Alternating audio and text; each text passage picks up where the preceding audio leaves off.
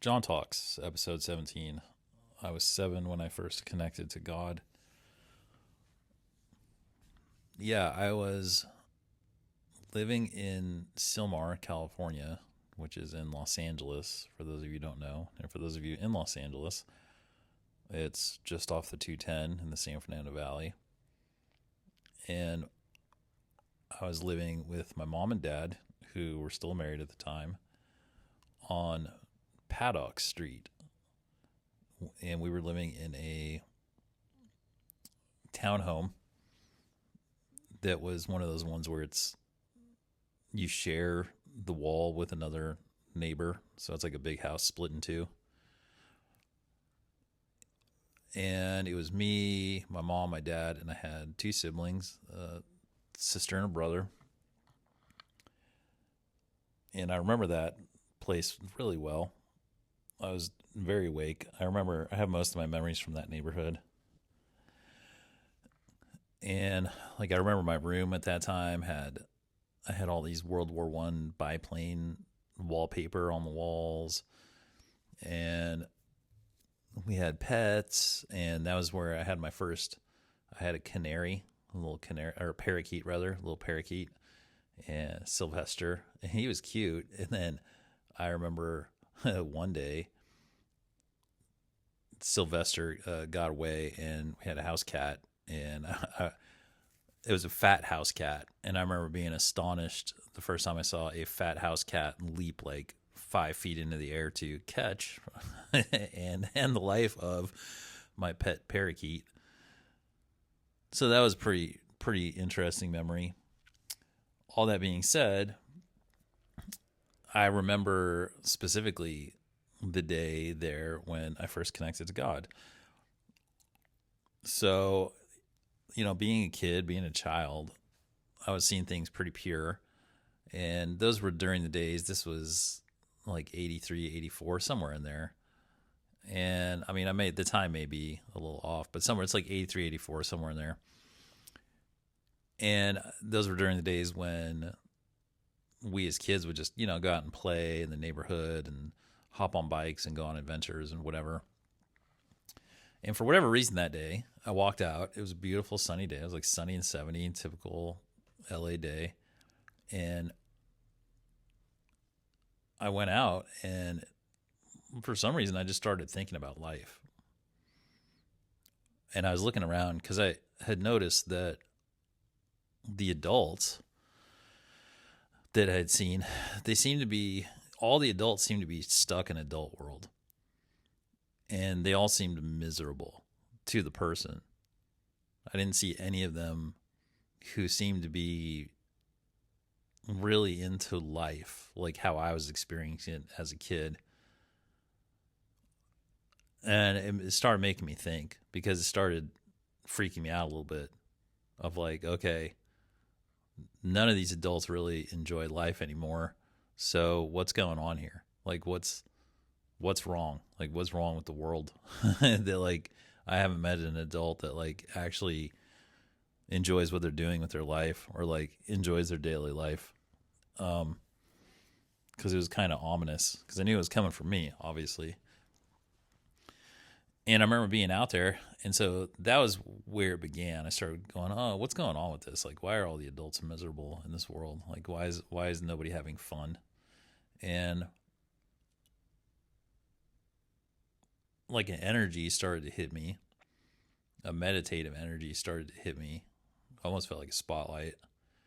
And I started to have clarity about some things, and it started me down this thought process. And the first thing I decided that I had to figure some things out for myself right then and there. And there were things that I needed to know about myself, because they were the big questions. Because at that moment I asked myself, I was okay, is there a God? And I asked myself that. And I reasoned it out, and I said, okay,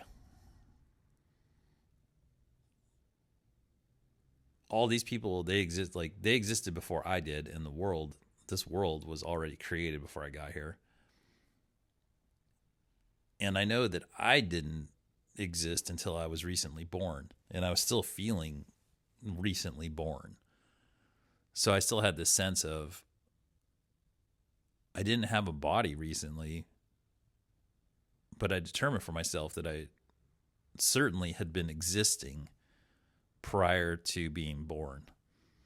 That was a question that I was receiving answers for myself. I was like, I asked myself, I go, well, do I feel like I existed before I became John in this 7-year-old body? And the answer was yes. I was like, yeah, I for sure, I came from somewhere else. I don't know where I came from, because I had also, been introduced to the idea of death. And I was like, all right, like wherever I came from before being born, that's whatever it is, that's where I'm going back to, like when I die. Like that, there's this continuous experience. Obviously, it seemed obvious to me at the time because I was just freshly born. So I was like, well, I didn't just like appear out of nowhere. My body appeared out of nowhere, but my like soul didn't. I could tell that my soul was perfectly continuous.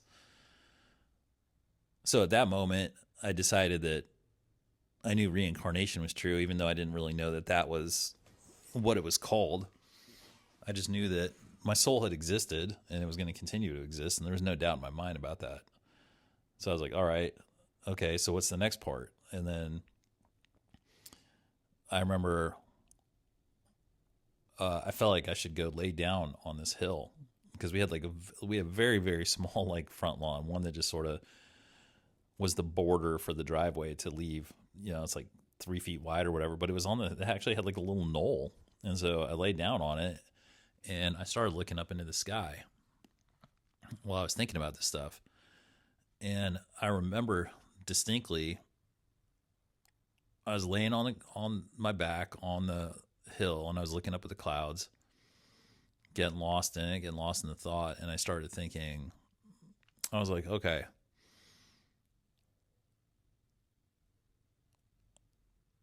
obviously like God exists because this world exists and all these people exist and all these souls exist. And me being in a body now and having a soul, I know I didn't create myself, so I can assume that everybody else did not also create themselves. So this is a creation. So obviously God exists. I was like, all right, that solved that for me. I was just like, okay, God created the world, God created all this stuff. It seemed pretty obvious to me. And then as I was laying on the ground thinking about that, looking at the clouds, then the next question that came into my mind was, okay, is it a benevolent God or is it a malevolent God? Like, I asked myself, I was like, okay, so now that I know that God created this world and like all these people, do I think that he created them to torture them? Do I think that he created all this stuff to run us through a maze to torture us? Or do I think that he created the world so that as I go through it, he loves us and it's a learning experience? Like, do I think that God loves me? Or do I think that he put me here to torture me? And at that moment, and I took them both seriously, and it was very scary as a 7-year-old to go, okay, I'm in this world, there's God, and is he here to torture me or is he here to love me? And the answer came back. It was clear. It was like, no, dude, like, obviously God loves you, because he wouldn't create all this and then create me and create all these other people just to put me down here for his own evil amusement. Like, that's not true. Like, there's no way that's true, because it's illogical on one level, and then it just didn't feel right. So I was like, okay. I was like, God created the world and he loves me, and this is going to be a learning experience. And then right as I had that thought, as I was on my back staring up at the clouds, I got this sensation that I was in the clouds, that I was like literally in the clouds, and I could feel it, and I could feel the height of being like up in the sky. And at that moment, if like at that very moment when I came to that realization, it kind of freaked me out. Like I could feel that I was out of my body for sure. And then it jolted me, and I like fell back into my body, and I got a distinct sense of vertigo. Like my feet were tingling, my hands were tingling, they felt like they're sweating. It freaked me out. I literally felt like I was 10,000 feet up in the air. And I was back in my body, and I was looking up, and I was dazed, and I was like, all right. I was like, God made the world. He's a benevolent God, and there's going to be a learning experience. And then this information came into my head, and it said, whenever you get born, you have to figure out who you are, what world you're in, and always connect to God. And it was extremely clear that I should always take those 3 steps when I'm born into a world. Like figure out who I am, figure out what world I'm in, and connect to God. And maybe in the other order, maybe like be born, connect to God, figure out what world I am, figure out who I am. But those are the 3 steps that were somewhere in my soul, because no one had told me that, and I was only 7. But it was clear as a bell, like that was like a Buddha procedure. Like, okay, when you get born, connect to God, figure out what world you're in, figure out who you are.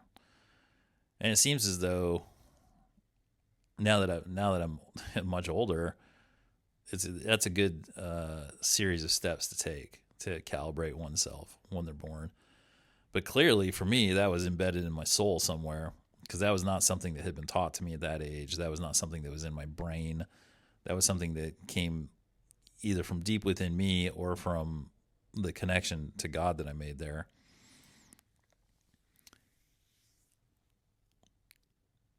And after I absorbed it,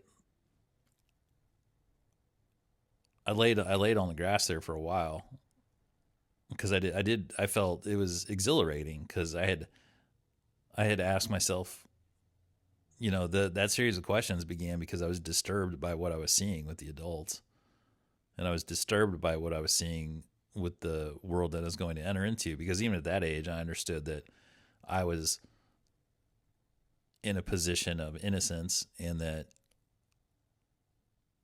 mature responsibilities had not yet been laid on me, and I didn't understand what they would be. But it looked disturbing, and so I asked myself a deep question, and I received deep answers that led to clarity. And I knew that they had come from God. I didn't have any real conception or theological premise about what God was or what he is or any of that stuff. I was just like, all right. It was more just like, he's just the ultimate force in nature. That's just it, like in sort of a pantheistic way. And then when I was able to ask the right questions and be open to receiving the answers, it worked. And so as I laid on my back looking up at the clouds, I'd gone through a lot. I'd just gone through like a lot of independent emotional cycling, because I made decisions for myself. I asked questions. I connected to the divine. And then there I was laying on my back, sort of absorbing it all. And I was completely satisfied with the answers I received. In my view, I knew it to be the truth. It gave me clarity. And then it resolved all the other stuff. Because then as I started going through, when I saw people having a range of emotions, I knew that they just didn't have any clarity, and that they were disengaged from the learning experience that was set up for them by an all-loving God who had created them. And it's not that as I went through life, I always had 100% clear vision on everything, but I had a fighting chance, because at an early age, I did that for myself, and I established a connection to God for myself on my own.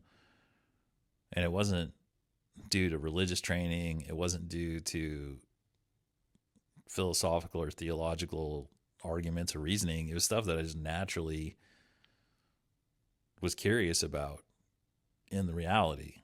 And, I'm very grateful that I was able to do it at that age, because now that I'm older and I've studied human psychology, they say pretty much everything's in place by 7 in terms of early childhood psychology.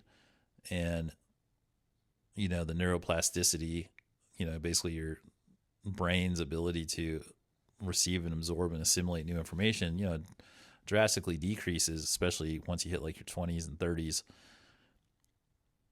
So to be able to have received that knowledge at such a young age, looking back on it, was critical for me to live this wild life that's had these extreme existential factors. I mean, not just existential, but spiritual and metaphysical factors. So I was just very grateful that I was able to establish a clear connection on my own without being brainwashed, without being coerced, without being any of that. Just a very organic, natural, spiritual connection born out of innocent curiosity. And it hasn't changed. Like that afternoon on that hill that I spent, I mean, that whole series of events maybe took like 45 minutes.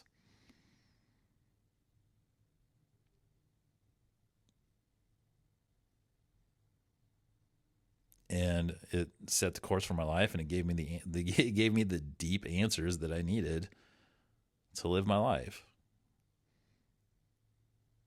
And they're still the right answers. Like I lived, now I'm 49, so 40 some years later,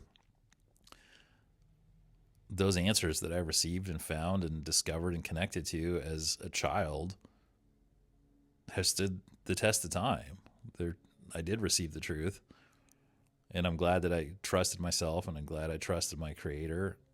And it was a great experience. And, life has been a learning experience. And it's life on earth, as I think most of us who have lived enough of it know, is brutal. And, honestly, most of the brutality is at the hands of our fellow man.